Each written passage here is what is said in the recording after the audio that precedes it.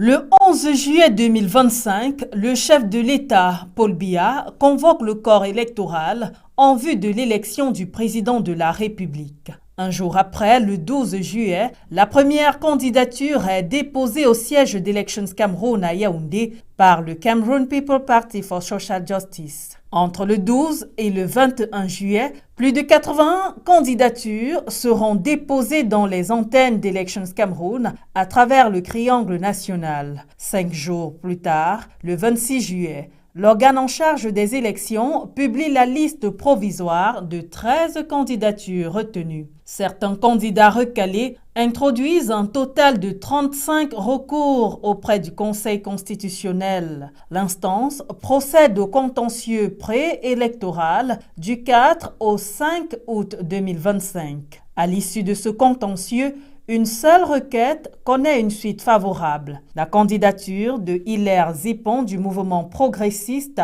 initialement retenue par Elections Cameroun, est rejetée, le Conseil constitutionnel ayant donné droit au recours introduit par Christine Moulende qui revendiquait le statut de coordonnatrice du parti. Ce sera donc 12 candidats validés par le Conseil constitutionnel qui échaufferont leurs crampons pour la campagne électorale du 27 au 11 octobre 2025. Paul Biya du RDPC, Atekise Takakston du PAL, Akeremouna du Parti Univers, Kabralibi du PCRN, Beloboba Maïgari de l'UNDP, Hiram Samuel Iodi du FDC, Joshua Ossi du SDF, Issa Chiroma Bakari du FSNC, Jacques Bouga Agbe du MCNC, Serge Espoir Matomba du PURS, Pierre Kwemo de l'UMS et Patricia Toumainon Damjoya de l'UDC, l'unique femme en course, vont se lancer sur divers terrains de séduction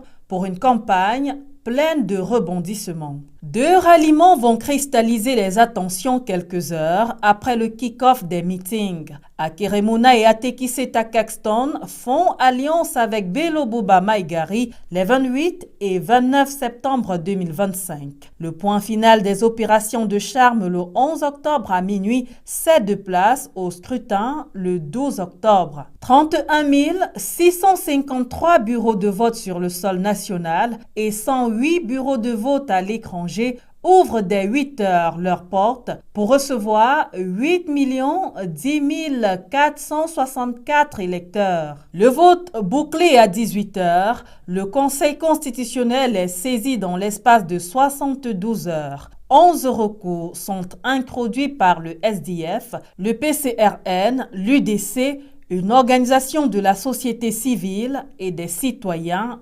ordinaires. Le contentieux post-électoral, entré en scène le mercredi 22 octobre, ne se penchera entre autres que sur la saisine de Toumainon Damjoya.